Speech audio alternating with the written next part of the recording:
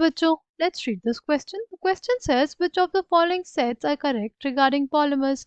Option A है हमारे पास copolymer Buna S, option B है condensation polymer nylon 66, option C है फाइबर नायलॉन 66, ऑप्शन डी है thermosetting polymer terylene, option E है homopolymer Buna N.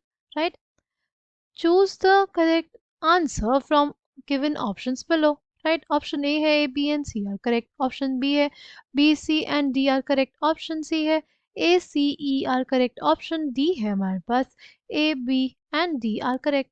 Right. The key concept for this question is polymers. Polymers क्या होता है हमारे पास? Polymers are basically high molecular mass compounds. Polymers क्या होते हैं? Polymers are high molecular mass compounds जो बने होते हैं किससे? सिंपल रिपीटिंग यूनिट से. high molecular mass compounds formed from simple repeating units known as monomers. Right, now अगर इसमें बात करें types of polymers on the basis of repeating structural units. Types of polymers on the basis of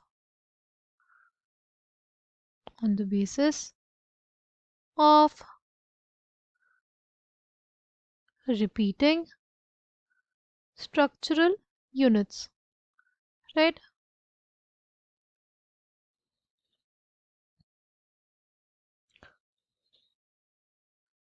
अगर हम लोग बात करें तो दो टाइप्स के होते हैं. पहला होता है हमारे पास होमोपॉलीमर. पहला क्या होता है? होमोपॉलीमर. होमोपॉलीमर जो होते हैं ना, वो बेसिकली बने होते हैं एक टाइप के मोनोमॉलिक्यूल से. homopolymers are basically formed from only one type of monomer.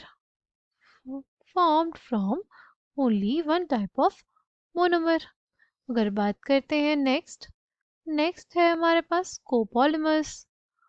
Copolymers जो होते हैं they are basically formed from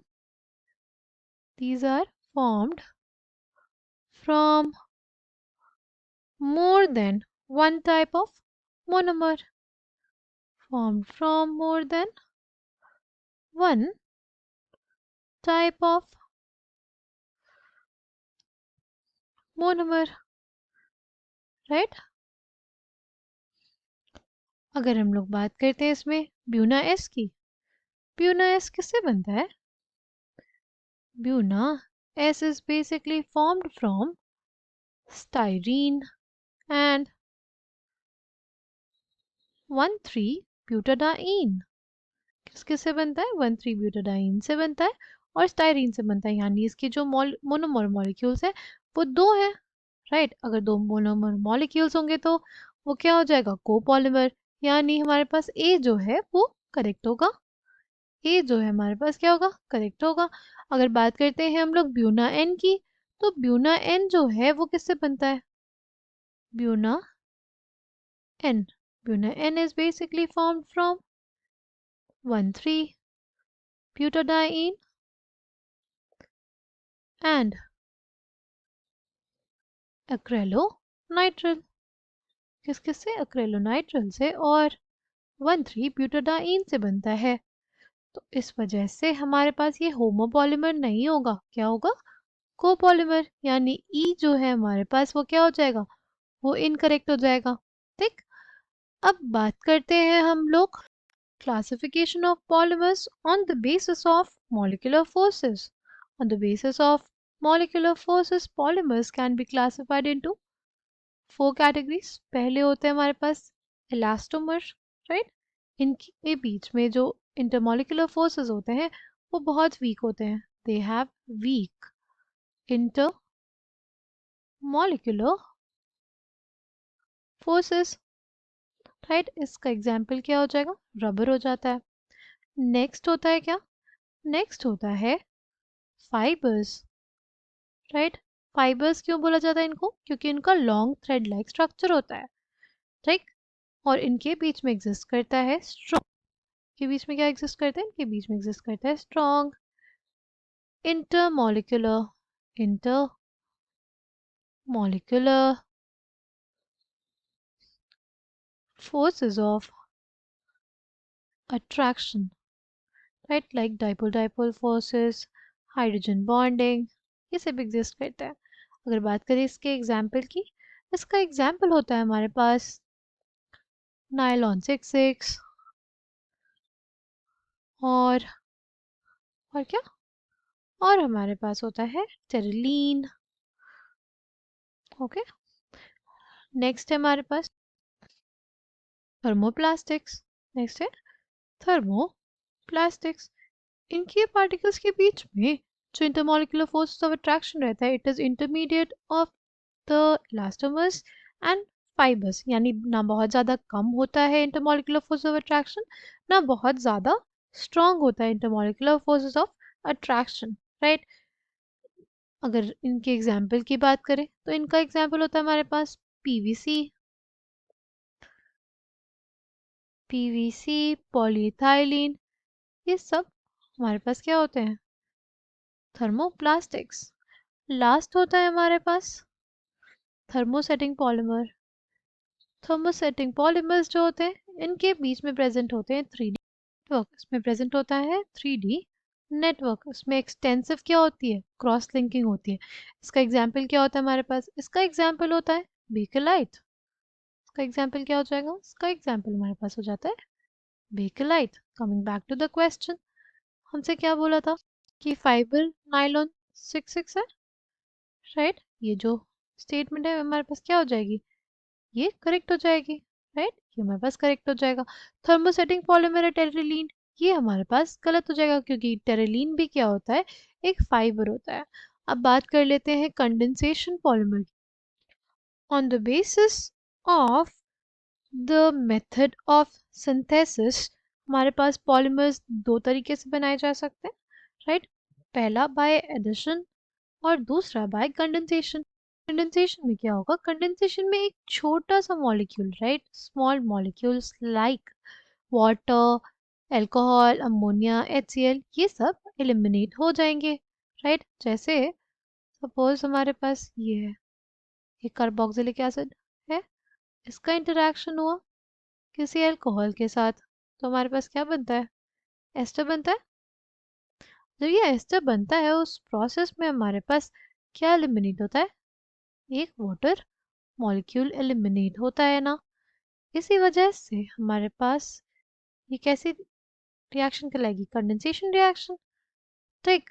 और अगर कोई भी स्पीशीज, कोई भी पॉलीमर मॉलिक्यूल हमारे पास कंडेंसेशन रिएक्शन हुआ है उसमें और एलिमिनेशन हुआ है किसी सिंपल मॉलिक्यूल का, उसको हम लोग कहते हैं condensation polymerisation, right. Coming back to the question,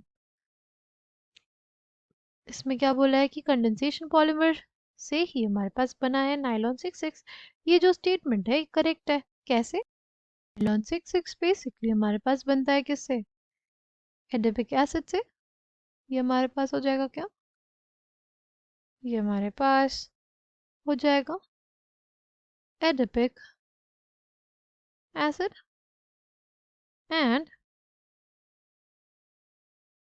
ये इंटरेक्ट किससे करता है, इंटरेक्ट करता है हेक्सामिथाइलिन डायमीन से। किससे करता है, हेक्सामिथाइलिन डायमीन से, किस पे, at 525 kelvin, like approximately 525 kelvin पे। तो ये बनाता है नायलॉन 66, राइट। देखो जब हमारे पास इंटरेक्शन होगा एक अमीन मोइटी का और एक कार्बोक्सिलिक एसिड ग्रुप का। तो बेसिकली इन दोनों में क्या होगा, एक H यहाँ से निकल जाएगा, वाटर मॉलिक्यूल का एलिमिनेशन हो जाएगा और हमारे पास ये अमाइड बॉन्ड का फॉर्मेशन होगा। राइट, कैसे हुआ होगा, जैसे ये हमारे पास एसिड है और ये हमारे पास अमीन है, तो बेसिकली हमारे पास वाटर मॉलिक्यूल निकल जाएगा और हमारे पास बन जाएगा क्या, हमारे पास बन जाएगा एमाइड। ये ऐसे ही इसमें हुआ होगा।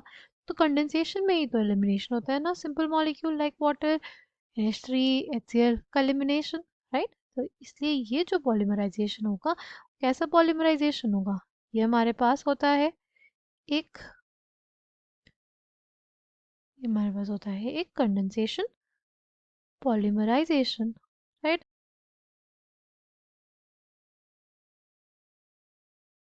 हमारे पास, coming back to the question, हमसे क्वेश्चन में बोला था कि कंडेंसेशन पॉलीमर है नाइलॉन 6s, ये जो स्टेटमेंट है ये भी करेक्ट है।